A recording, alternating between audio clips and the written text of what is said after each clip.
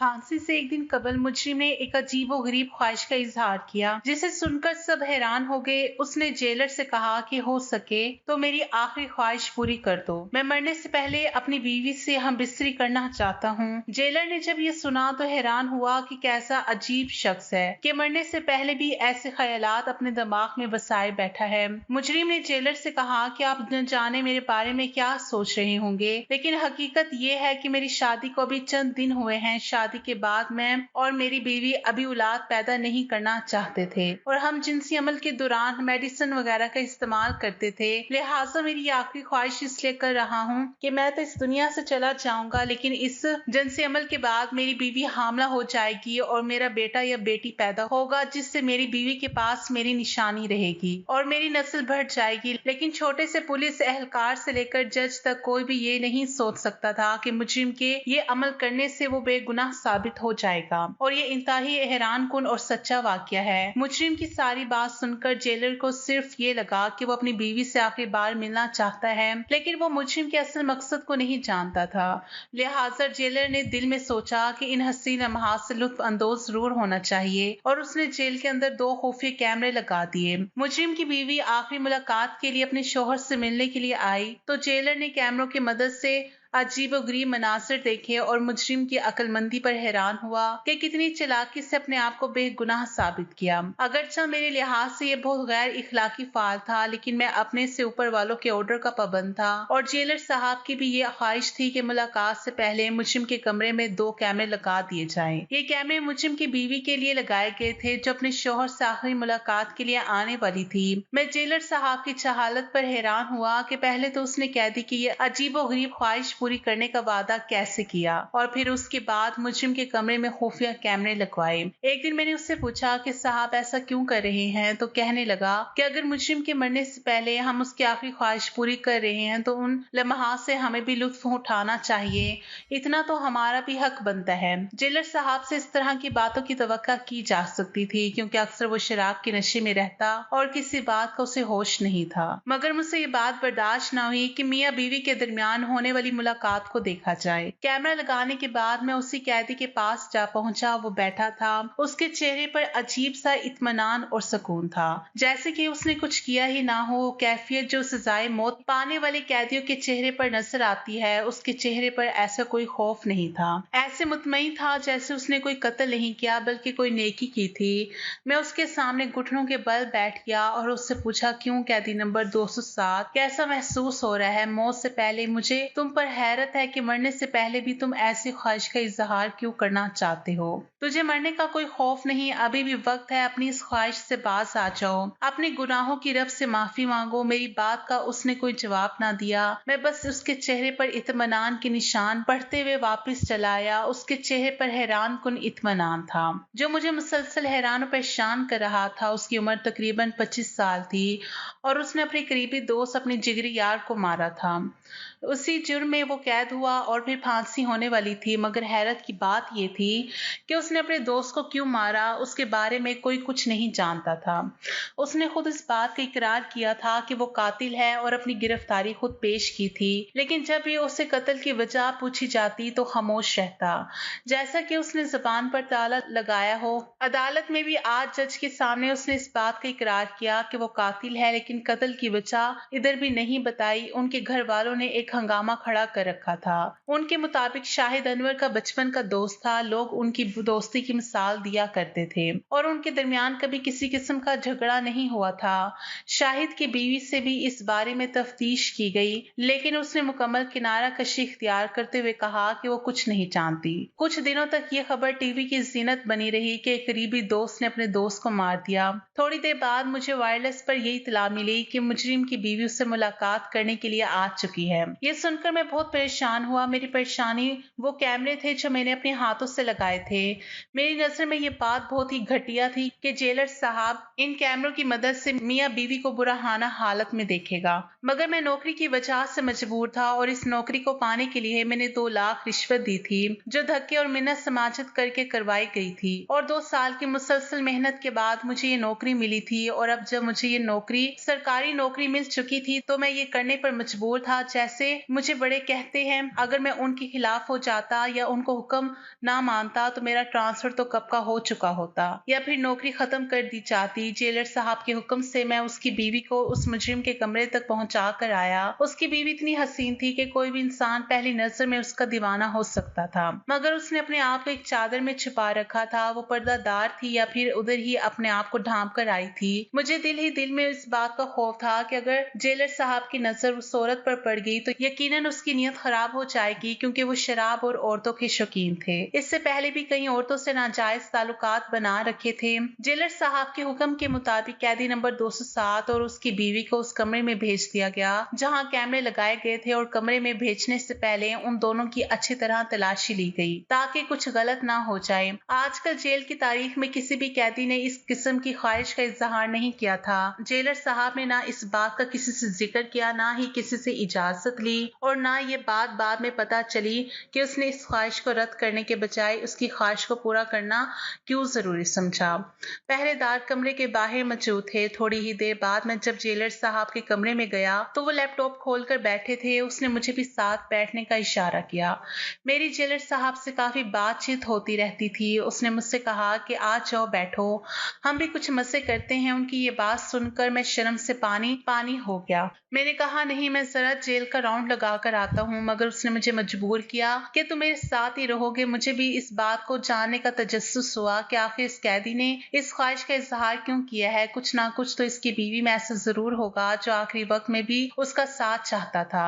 Jailer साहब शाहिद का मजाक उड़ाते हुए कहने लगा कि शाहिद की सजाए मौत के बाद उसकी बेचारी बीवी अकेली रह जाएगी और बेवा हो जाएगी। हम ही उसके दाने पानी का इंतजाम करेंगे और ये हमारी मजबूरी है। ये कहकर उसने जोर से कहका लगाया। उसके चेहरे पर कमीनगी नजर आ रही थी। उसके इरादे भी कुछ ना कुछ तो मैं भी जानता था कि जेलर साहब के क्या इरादे हैं। मेरे हिसाब से वो इस वीडियो को इस्तेमाल करके उस औरत को ब्लैकमेल करना चाहता था और अपने गंदे मकासद हासिल करना चाहता था। खैर, इस बात का मुझे कुछ यकीन तो था नहीं, ये मेरे अंदाजे ही थे। हो सकता है मेरा ख्याल गलत हो। मुझे इस बात का वहम सा हो गया कि एक बेचारी औरत जेलर का शिकार होने वाली है। मैं खुद शादीशुदा था, हर बात को अच्छी तरह समझता था। जेलर साहब ने मुझे अपने साथ बिठाया। हाई क्वालिटी के कैमरे थे। कैमरे के अंदर तमाम चीजें वाज़ेह तौर पर नजर आ रही थी। वॉइस का ऑप्शन भी मौजूद था। उनकी गुफ्तगू आराम से सुन सकता था। जेलर साहब की नजर स्क्रीन पर जम गई, मगर मैं कभी स्क्रीन की तरफ देखता तो कभी शर्मिंदगी से नजरें झुका लेता। उस कैदी ने अपनी बीवी को हाथ से पकड़कर बिस्तर पर बिठाया। उसके चेहरे से औरत का चेहरा नजर आते ही जेलर के मुंह से बहुत ही घटिया अल्फाज निकले जो मैं बयान नहीं कर सकता। फिर स्पीकर से आती आवाज में हम दोनों को अपनी तरफ मतवज्जा किया। वो दोनों आपस में गुफ्तगू कर रहे थे। इस गुफ्तगू के दौरान उसकी बीवी ने ऐसी हरकत की जिसने हम दोनों को हैरान कर दिया। जेलर साहब अपनी जगह से उठे और जेल की तरफ भागे। मैं भी जेलर के पीछे पीछे भागा। हम कमरे के अंदर दाखिल हुए तो कैदी बिस्तर पर पड़ा था। उसकी सांसें बड़ी तेज से चल रही थी। औरत ने अपने जिस्म को चादर से ढक लिया। जेलर ने आओ देखा ना ताओ औरत को पकड़कर खींचते हुए अपने कमरे में लेके आ। जो कुछ उस औरत ने अपने शौहर के साथ किया था, उसके बाद जेलर उसे किसी सूरत बख्शने वाला नहीं था। मैंने कैदी को बैठने का इशारा किया कि खुद भी उसके सामने बैठ गया। आज पहली दफा कैदी की आवाज मैं ठीक से सुन रहा था, क्योंकि उससे पहले वो बोलता ही नहीं था, बस चुपचाप रहता था। मैंने उस कैदी से कहा, अपने बारे में सच सच बताओ, अब भी मौका है, बाद में हम कुछ नहीं कर पाएंगे। तुमने अपने दोस्त को क्यों मारा और आखिर में अपनी बीवी को मुलाकात के लिए क्यों मजबूर किया और ऐसी ख्वाहिश का इजहार क्यों किया? वह मेरे सामने खामोश रहा और किसी बात का जवाब ना दिया। मैंने उससे कहा कि तुम मियाँ बीवी में जो भी गुफ्तगू हुई है इस कैमरे में रिकॉर्ड है। तुम अब भी अगर अपने जुर्म का इतराफ नहीं करोगे और सच नहीं बताओगे तो ये रिकॉर्डिंग दुनिया के सामने आ जाएगी। तुम्हारी बीवी की इज्जत भी पामाल हो जाएगी और दुनिया देखेगी कि तुम दोनों के दरमियान क्या हुआ। इसलिए बेहतर यही है कि तुम मुझे वो वजह बता दो जिसकी वजह से तुम यहाँ। और रिकॉर्डिंग वाली बात सुनकर उसके चेहरे की हवाइयां उड़ गई। उसके बाद उसने आहिस्ता आहिस्ता सब कुछ बताना शुरू किया। उसका नाम शाही था। अनवर उसका जिगरी दोस्त था और उसकी जिंदगी था। दोनों ने एक साथ तालीम हासिल की और उसके बाद एक ही कंपनी में दोनों की जॉब थी। बाद में जब घर के हालात कुछ ठीक हुए तो शाहिद के घर वालों ने उसकी शादी के बारे में सोचा। उसकी वालदा ने अपनी ही पसंद की लड़की अपने बेटे के लिए तलाश की। यूं शाहिद की जिंदगी में हफ्सा आई। बड़े ही धूमधाम से उन दोनों की शादी हुई और शादी पर सबसे ज्यादा अगर कोई खुश था तो वो उसका अपना दोस्त अनवर था। हफ्सा अपने साथ एक अच्छी किस्मत भी लाई और शादी के बाद शाहिद की प्रमोशन हो हो गई और अनवर उधर ही रहा क्योंकि अनवर का ध्यान जॉब के अलावा बाकी कई चीजों में था, इसलिए उसकी प्रमोशन ना हो सकी। शाहिद की वालदा ने अपने बड़े बेटे के साथ रहना शुरू किया और शाहिद और हफ्सा घर में तन्हा थे। दफ्तर में ज्यादा वक्त रहने की वजह से शाहिद के लिए कुछ मसाइल थे। उसे अपने ऑफिस को ज्यादा टाइम देना पड़ रहा था जबकि उसका दोस्त अनवर की प्रमोशन नहीं हुई थी, इसलिए वो दफ्तरी कामों में ज्यादा वक्त नहीं रहा था और उस पर इतना ज्यादा दबाव नहीं था। लिहाजा शाहिद अपने घर के काम काज के सिलसिले में अपने दोस्त से मदद लेता और पैसे देकर हफ्सा को सब्जी और बाकी जरूरियात की अशिया वगैरह मंगवा देता। सब कुछ ठीक चल रहा था लेकिन आहिस्ता आहिस्ता हफ्सा का रवैया शाहिद के साथ अजीबो गरीब हो गया। वो शाहिद से बात करते हुए हिचकिचाती थी। उन दोनों के दरमियान अजीब सी दूरी पैदा हो चुकी थी। घर में भी खामोश रहने लगे और शाहिद उस बात को बेहतर तरीके से महसूस कर रहा था कि हफ्सा परेशान है, कोई ना कोई ऐसी बात जरूर है जो वो मुझसे छुपा रही है। और फिर एक दिन शाहिद ने हफ्सा से उसकी परेशानी की वजह पूछी तो उसने जो बताया वो शाहिद के वहमो गुमान में भी नहीं था। उसने अपने शोहर को बताया कि आपका दोस्त अनवर मुझे तंग कर रहा है, मुझ पर बुरी नजर रखता है। मैं कब से आपको बताने की कोशिश कर रही थी लेकिन हिम्मत नहीं हो रही थी क्योंकि अनवर आपका बचपन का दोस्त है और आप ये सुन ना पाएंगे। ये सुनकर शाहिद गुस्से से पागल हो गया। उसे अपनी बीवी बहुत अजीज थी, साथ साथ अपने दोस्त की दोस्ती भी अजीज थी और अपनी बीवी से कहने लगा कि तुझे कोई गलत फहमी हुई है। मगर हफ्सा ने कहा कि मैंने खुद ये बात महसूस की है और मुझे क्या पड़ी तुम दोस्तों के दरमियान गलत फहमी पैदा करने की। मामूल के मुताबिक उसने अनवर को कुछ पैसे देकर सौदा बताया और उसने दफ्तर से वापसी पर हफ्सा के लिए घर ले जाना था। और अनवर जैसे ही पैसे लेकर वहां से रवाना हुआ तो शाहिद के दिल में आया कि उसका पीछा करना चाहिए और देखना चाहिए कि हफ्सा ने जो कहा वो दुरुस्त है या उसका वहम है। वो अपने घर के दरवाजे पर पहुंचा तो ड्राइंग रूम में उसने अनवर और हफ्सा की बातें सुनना शुरू की। हफ्सा उससे कह रही थी कि अनवर बस बहुत हो गया, अब तुम अपनी हद में रहो। और अनवर उससे कह रहा था कि अगर उसने उसकी बात ना मानी तो वो जबरदस्ती हर हद पार करेगा। एक लम्हे में ही शाहिद की नजर में दूध का दूध और पानी का पानी हो गया। उसके सामने सारी हकीकत आ चुकी थी। अब वो ये बात जान चुका था कि हफ्सा आखिर परेशान क्यों थी और जो हफ्सा ने मेरे दोस्त के मुतालिक कहा वो बिल्कुल सच था। जिस दोस्त पर उसे बहुत मान था, जिस पर उसे बहुत भरोसा था, जिसको वो अपने घर भेजता, उसने ही उसकी पीठ पे खंजर घोंप दिया था। वो वापिस उल्टे कदमों दफ्तर वापिस आ गया। 2 दिन तक इस बात को भूल ना पाया। उसने अपने जिगरी दोस्त की जिंदगी खत्म करने का फैसला किया। जब हफ्सा अपने मायके गई हुई थी तो उसने अनवर को घर बुलाया ताकि गपशप हो जाए और मेरा अकेलापन दूर हो जाए। उसने अनवर के लिए चाय बनाई और अनवर की चाय में जहर की गोलियां मिला दी। अभी अनवर ने चाय पी भी नहीं थी कि उसकी तबीयत अचानक खराब हुई। उसके मुंह से झाग निकलना शुरू हो गई। शायद बहुत हैरान हुआ, वो जो चाहता था वो हो चुका था। अनवर की नब्ज नहीं चल रही थी और फिर बाद में उसने अपने आप को पुलिस के हवाले कर दिया। जिस किसी को भी इस वाक्य के बारे में पता चला तो उसे अपने कानों पर यकीन आया क्योंकि शाहिद और अनवर की दोस्ती मिसाली थी। लोग उनकी दोस्ती की मिसालें देते थे। पुलिस ने तफ्तीश का दायरा कार बढ़ा दिया। ऐसी कोई बात सामने न आई जिसकी वजह से कत्ल की वजह मालूम हो। लाख पूछने पर शाहिद ने कत्ल की कोई वजह न बताई। वो मुसलसल खामोश रहा। पुलिस ने हफ्सा के भी बयानात लिए लेकिन वो उस वक्त घर पर मौजूद नहीं थी और मायके गई हुई थी, इसलिए इससे ज्यादा पूछताछ ना हो सकी। हफ्सा को भी इस बात का यकीन नहीं था कि उसने अनवर के खिलाफ अपने शोहर के कान तो जरूर भरे थे लेकिन वो ये नहीं जानती थी कि वो उसकी जिंदगी खत्म कर देगा। 4 महीने केस चलने के बाद शाहिद को सजाए मौत सुना दी गई। मगर हैरत की बात यह थी कि सजा सुनने के बाद शाहिद की आंखों से आंसू नहीं गिरा था और फिर मरने से एक दिन कबल उसने अपनी बीवी से मुलाकात और अपनी ख्वाहिश पूरी करने का इजहार किया। पहले तो उसने कहा कि वो अपनी बीवी से जिनसी ताल्लुकात कायम करना चाहता है क्योंकि इससे पहले उन लोगों ने कभी बच्चा पैदा करने की कोशिश नहीं की थी, यानी कि जिनसी अमल करते हुए वो मेडिसिन वगैरह का इस्तेमाल करते थे। लेकिन अब वो अपनी बीवी से जिनसी ताल्लुकात इसलिए करना चाहता है कि अल्लाह ताला उसकी नस्ल को बढ़ा दे। अगर फांसी की सजा पर चढ़ भी जाए तो उसकी बीवी के पास उसकी कोई ना कोई निशानी हो और उसका नाम इस दुनिया में बाकी रहे, यानी उसकी नस्ल बढ़ती रहे।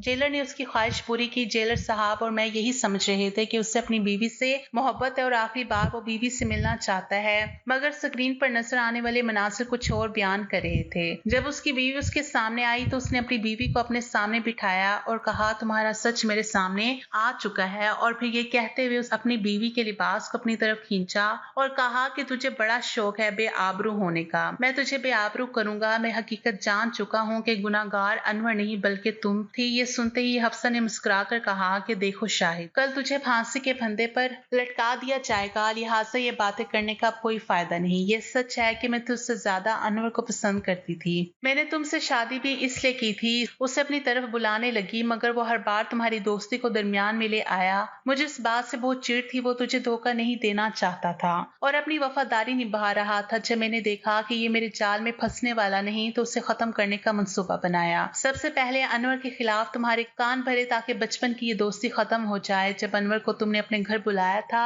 اس سے پہلے میں انور سے ملاقات کر چکی تھی، یہ کہہ کر کے اسے ہوٹل پہ بلایا کہ اگر تم چاہتے ہو کہ شاید کے ساتھ میں خوش رہوں اور ہمارا گھر نہ ٹوٹے تو آخری بار مجھے فلاں ہوٹل پر ملو۔ اس ایڈریس پر جب انور مجھے ملنے آیا تو میں نے جوس میں زہر ملا دیا، ایک ایسا زہر جس کا اثر 1 یا 2 گھنٹے بعد ہونا تھا تاکہ موقع واردات پر کسی کا شک نہ ہو۔ حقیقت یہ ہے کہ اس کی قاتل میں ہوں، تم نہیں۔ اگر اسے تو نہ بھی مارتا تب بھی اس نے مر ہی جانا تھا۔ شاید یہ سن کر ہکا بکا ہوا اور حفصہ سے کہا تب ہی میں سوچوں کہ میرے زہر دینے سے پہلے ہی اس کی طبیعت خراب کیوں ہو گئی، اور ابھی تو اس نے کپ کو صرف منہ ہی لگایا تھا اور وہ مر گیا۔ پوسٹ مارٹم رپورٹ میں اس کی موت کی وجہ زہر ثابت ہوئی تھی جو کہ میں اسے دینے والا تھا، مگر میں نے تمہاری خاطر قتل کے الزام کو اپنے سر لے لیا۔ مگر جب تمہاری حقیقت سامنے آئی تب میں نے تجھے یہاں ملاقات کے لیے بلوایا۔ تو نے میرے بچپن کے دوست کو قتل کر دیا اور مجرم میں ٹھہرا، میں تجھے زندہ نہیں چھوڑوں گا۔ یہ کہہ کر اس نے اپنی بیوی کو مارنا چاہا۔ بیوی بھی اس پر حملہ کر رہی تھی۔ ہاتھا پائی جب حد سے زیادہ بڑھی تو جیلر بھاگا۔ شاہد اور اس کی بیوی کے درمیان ہونے والی گفتگو لائیو ریکارڈ ہو گئی اور کسی طرح شاہد کو یہ بات پتا تھی کہ ہماری باتیں ریکارڈ ہو رہی ہیں۔ اصل مجرم کون تھا اس حقیقت کا پتہ چل گیا۔ شاہد اپنی بیوی کی خاطر سولی پر چڑھنے کے لیے تیار تھا، لیکن جب اسے حقیقت معلوم ہوئی تب اس نے بیوی کو بے نقاب کرنے کی ٹھان لی۔ تمام ثبوتوں کی روشنی میں عدالت نے شاہد کو باعزت بری کر دیا اور حفصہ کو گرفتار کر لیا گیا اور اسے عمر قید کی سزا سنائی گئی۔